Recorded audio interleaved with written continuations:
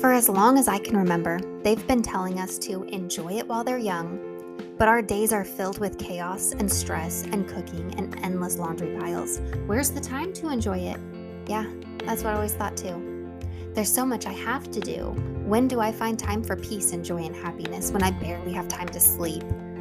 Mama, it's time to make shift happen. You can be a happy mom. If I can, you can. Trust me. I've been a mess, I've been depressed, I've been overwhelmed, I've been to the bottom of the pits, and I've risen, I've grown, I've bloomed, and it all started when I realized I didn't have to anything. I get to. It is my privilege and my honor and my divine responsibility to be the queen of my home. It's not a burden. I'm not a burden. I'm in charge. I'm the ruler. I'm the chaos coordinator. I'm the calm in the storm, and so are you. Come with me. Let's rise, mamas. Adjust your crown, accept your responsibility, change the effing world together. It's all in the way we choose to see it. I'm so glad you're here, friend. You're listening to Meant to Bloom with Brittany Clarkson.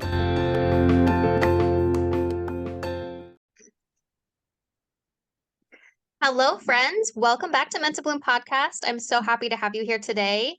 Today is a guest episode. I have here Stacy, and she is a photographer, and she has a lot of things she'd love to share with us. So, Stacy, I'll go ahead and let you introduce who you are and how you found photography in your life. Okay, so my name is Stacy. Well, thank you, first of all, for having me. But my name is Stacy. My last name is hard to pronounce, which most people avoid doing. But I have 3 girls. I'm a girl mom through and through. We have a girl dog as well. So my husband is completely outnumbered, which I secretly think he loves. I have 2 older girls. One is 19, one is 16. And then we started all over again and have a 5-year-old. So there is a big, big gap in between. And I fell in love with photography when I became a mom. Like, I didn't go to school for it or anything like that. As soon as I became a mom, it was, and I'm sure like so many moms out there, you just want to document every stinking thing that your child does because every stinking thing is adorable and you don't ever want to let those moments go.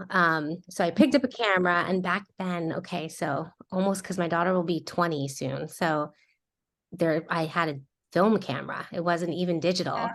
So it's really interesting how each child is documented, because my oldest is like all pictures and albums. And then my middle is kind of like when social media first came out, when Facebook first came out. So she's got like a mix of both. And then my littlest one is like, there's very few printed pictures of her. She's like all up on Instagram. Yes, I didn't go to school for photography. I just kind of fell in love with as a mom and practiced and learned. And back then also, it was not a lot of online learning like there is today. I would go to, oh my gosh, do you know who the Pioneer Woman is? Yes. Yeah. So she used to have a blog that had photography tips on it. And that is how I learned. I would go to her blog and I would like study all her tips, and I would go out and practice, which is, I think it's so funny now that she's on the Food Network for all this, amazing food stuff. Right. Yeah.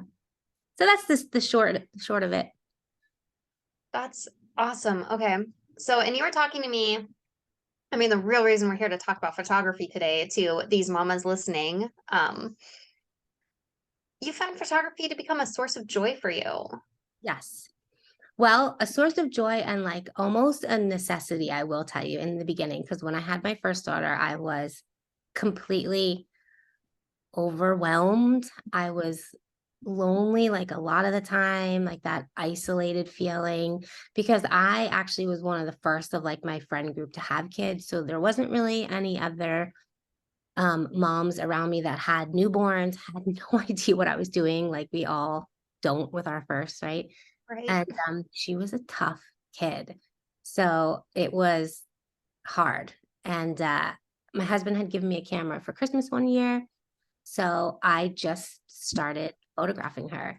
And I found that sort of focusing on like the good parts of our day really helped me through the harder parts of the day, being able to take those pictures and focus on like the details and and stuff that I wanted to remember, stuff that I actually did love about motherhood, because in the beginning it felt like I didn't love a lot about it.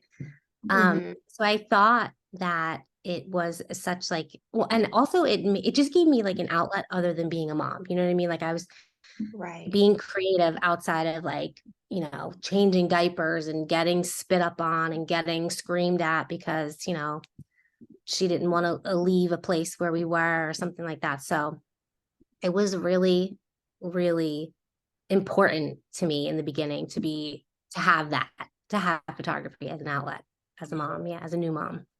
Yeah. Okay. Seriously relatable feelings there, being a new mom, the isolation, the overwhelm. Oh, man, Yes. yeah, that is such a thing. But yeah, it sounds a lot like the photos were like graphic evidence of what your gratitude is, like saving your own personal highlight reel to reflect on. Yes. Yeah. And like I was saying back then, it was, film camera. So I didn't have like the pressure of posting these perfect pictures Mhm. online. It was really purely just for like exploring my creativity, and I didn't have to share it with anybody. So I could Yeah. just make a million mistakes, and that was kind of how I learned. And then the other thing is sort of, okay, so I've taken the pictures, and then like going back and looking at them later on, I felt made me feel that gratitude, or I don't know, I like you almost forget, and this is why people have multiple kids, right? Would forget about all the hard days or the struggles that I had in the beginning, because I have this picture that shows like my little newborns, like tiny little feet, and you're like, oh, I miss those days. But yet when I was in them, I was like, please go faster. Yeah. Yeah, so that was sort of an added benefit, I guess, too, being able to look back at those photos and remember my like early motherhood journey in a positive way. Yeah. Yeah. Yeah. And I think what's coming up for me is thinking like these days, it's kind of, I don't know, it's gotten to such a, you snap a picture and it's never just for you. Yeah. You're taking all these pictures, and every time I take a really cute picture of my kids, I find myself not thinking like, oh, I captured this moment for myself to remember. Yes. I think, which family member do I send this to? Which grandma's going to get a text message of this picture today? Mhm. Yeah. I And agree 100%. Like photos at events, I find that does that to me a lot. Like my daughter takes a dance class, and we had like a parent observation week, and a lot of the other moms were taking pictures, and I kind of wasn't.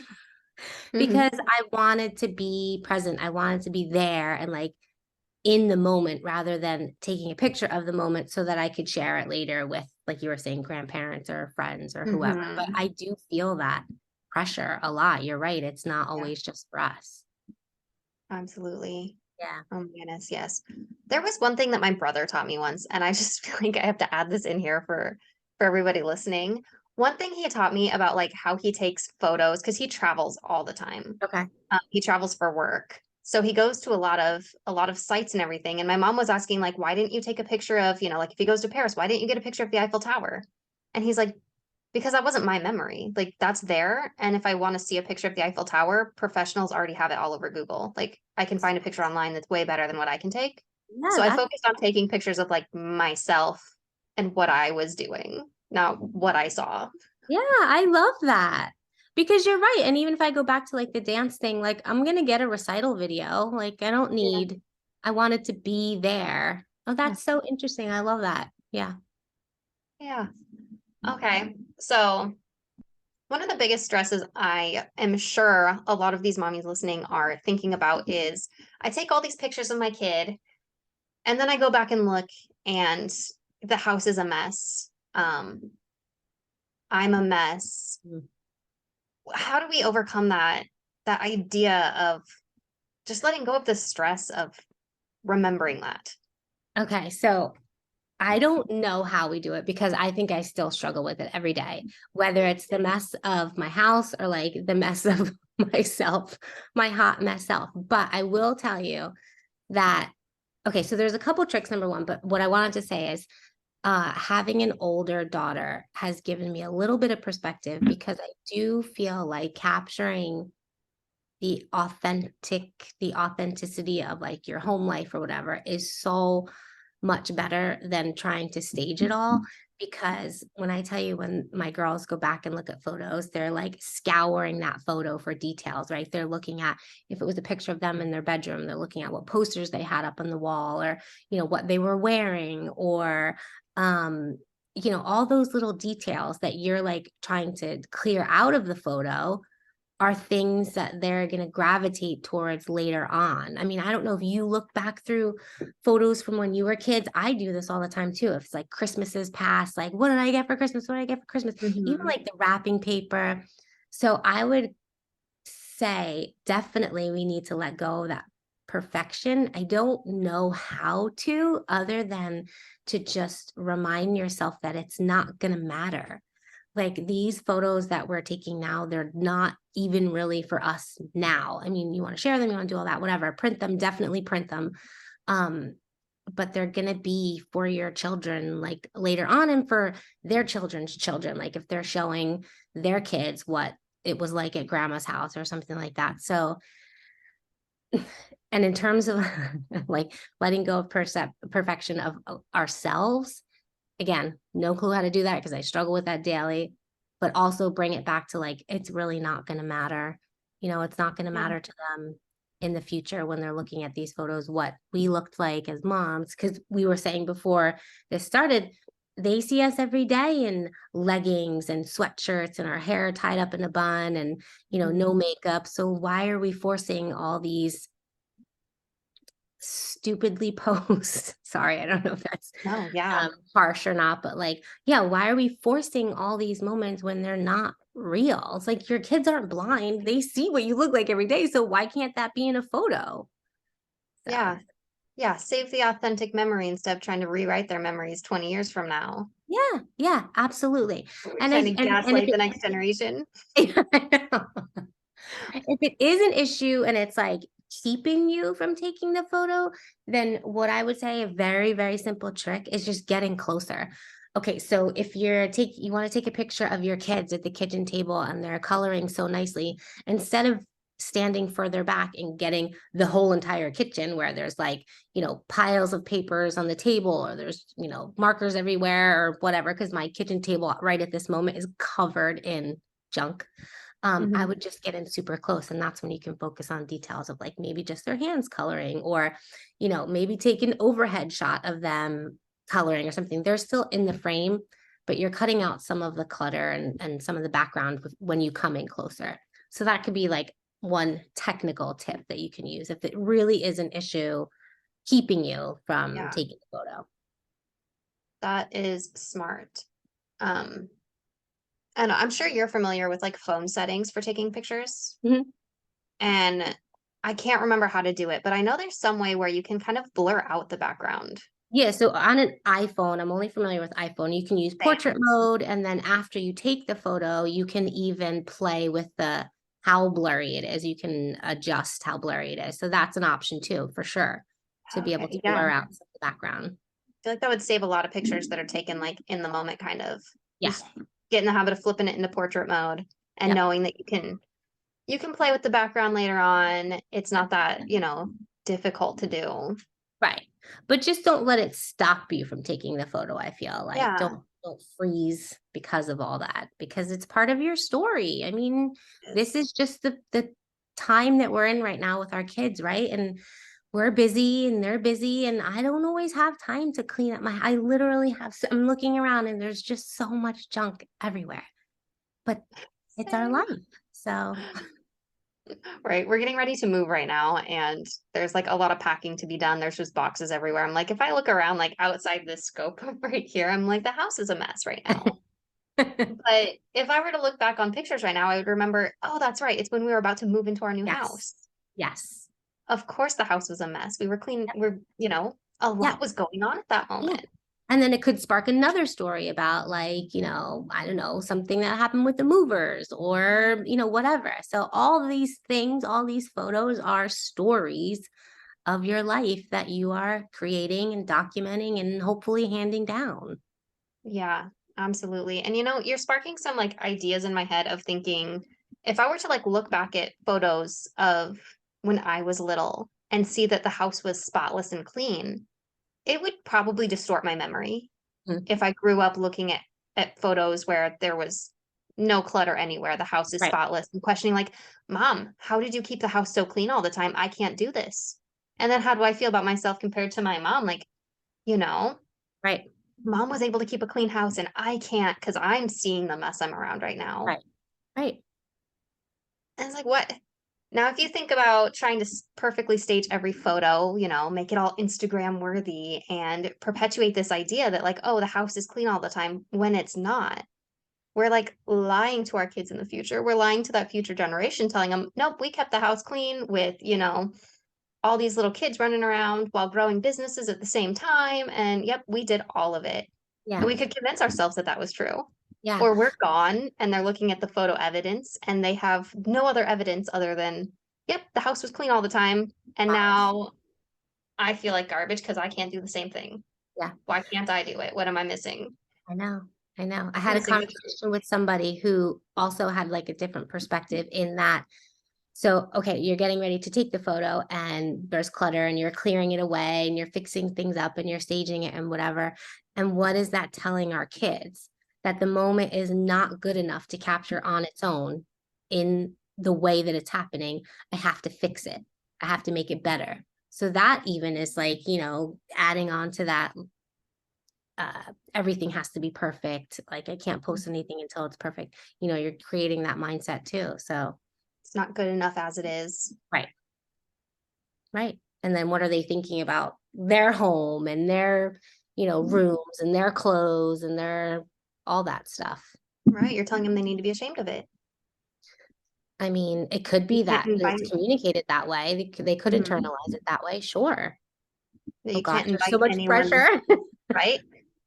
You're telling them that they can't invite anyone into like the real you. Right. Don't show it. Yeah. Oh, man. Much to unpack in photography. I know. Isn't that funny? I mean, I love that it's like moving in that direction I mean, it's been moving in that direction, I feel like, for a long time of like more authentic, more real moments. It's just like hard for our minds to catch up to it, our brains to catch up to it, right? Mhm. Oh, yeah. Yeah, I mean, we've been seeing it since way before social media, even this kind of indoctrination that like the perfect home is perfectly clean. It's staged for a magazine photo shoot for Better Homes and Gardens. Like, Yeah. Or if you don't have the most beautiful Pottery Barn furniture, it's like, like why normal's bother? not okay. Normal's not good enough. Yeah. Yeah. Yeah, I and know. then social media just makes it even easier for a lot of everyday people to fake having a totally clean house Yep. all of the Yep. time. hmm Yeah, not a fan of that. I know. And I do think it like to circle back to motherhood too is like I've taken pictures of Olivia and I like after we've both I don't know if it's a good thing or not to cry in front of your children, but after we've both had like a good cry, and I will take a picture of us. And I don't know, I want it to be okay to capture like the hard moments too, you know what I mean? So Yeah. it's when I look back, I can also remember those hard times, or maybe even she can remember like how we worked through it. I don't know. I think that like letting go of perfection in terms of like keeping the house clean and doing all that stuff also relates to motherhood and showing real moments of motherhood and how it's Right. not always easy and it's not always fun. And, there's so many days that like literally yesterday I had a day where I was like, I quit. I'm putting in my 2 weeks notice. Yeah, but then I'm sure you've seen these memes too. Like you have those days, and then at the end of the night, you're scrolling through your phone. You're like, my kids are so cute. I love them so much. Uh-huh. Yes. Yes. The second, yeah, right after a hard day, as soon as they fall asleep, you're just looking through. Yeah, Just take a yeah, picture of them asleep and go look at that in bed all night. Like, yeah. So they are pretty so powerful sweet. pictures. They're pretty powerful. Really are. Okay. You had some tips for the anxiety of trying to fill up your phone and feeling like now I have a million pictures. What's next? Yeah. So that's another uh struggle that we have, right? Like if there's not enough to think about before you take the photo, then you take a million photos and you're like, oh my gosh, my phone has 80,000 pictures on it, and you feel overwhelmed and they just sit there, right? And you don't print them and you don't put them in albums. Okay, I don't know who's going to like to hear this or not, but you have to be so ruthless. I feel like the more you can get into the habit of doing it in the moment, the easier it gets. It becomes routine. So, for instance, we went to Disney not too long ago, and you could take 1,000,001 pictures at Disney. Mm-hmm.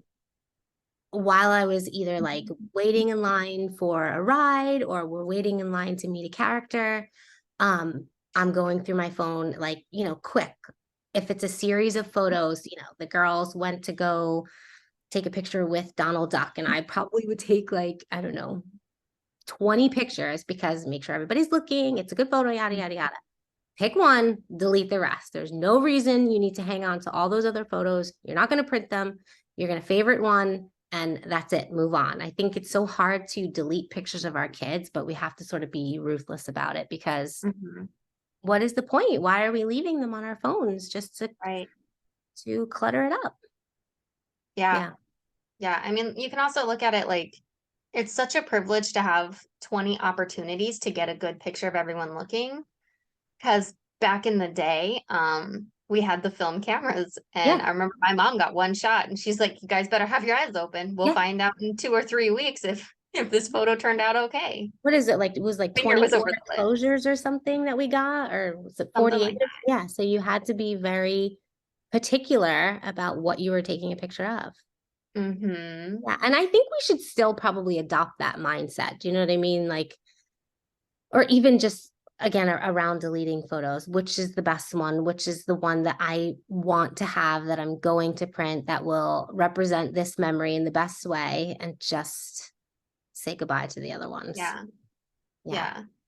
I mean, yeah, if you're looking at your camera roll and you have 100 pictures and only one of them or three of them turned out okay, if you go on a weekend trip and you took 100 pictures and you're looking at each individual one, and there's only three that you're like, oh yeah, I'd print these.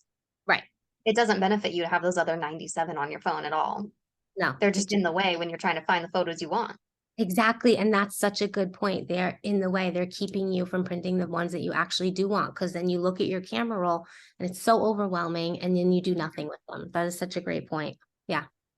Absolutely. I take Yeah. advantage of that. I mean, this is such a simple thing, but favoriting your favorite Hmm. photos is like basic. And even creating albums of certain, like you could just do it with events, you can do it, seasons, Yeah. you could do it with people, like you make an album for grandparents maybe, and just add all those photos with grandparents, anything like that, that is going to make it easier for you to ultimately print those photos in the end. So Hmm. That is some really great advice. And I love how deep we got with this. Yeah. Um, oh, I love the things you've shared. This has been a really great, insightful, great opportunity. Thank you for being here. yeah. How can I send my listeners to connect with you? So we talked about Instagram, and I'm always on Instagram. I'm Stacy Mae and Co. At Instagram, or on Instagram.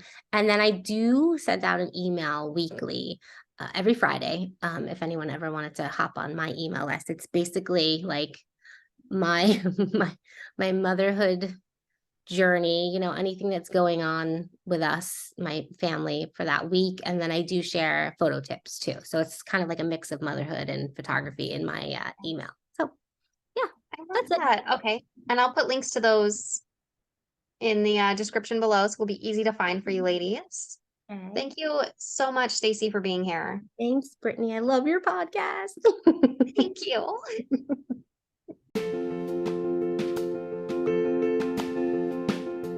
Thank you so much for joining me today for this episode of Meant to Bloom. It really does mean the world to me. But are you ready to take this a step farther? Check out the description below of this episode and grab your mindset makeover. It's totally free, my gift to you.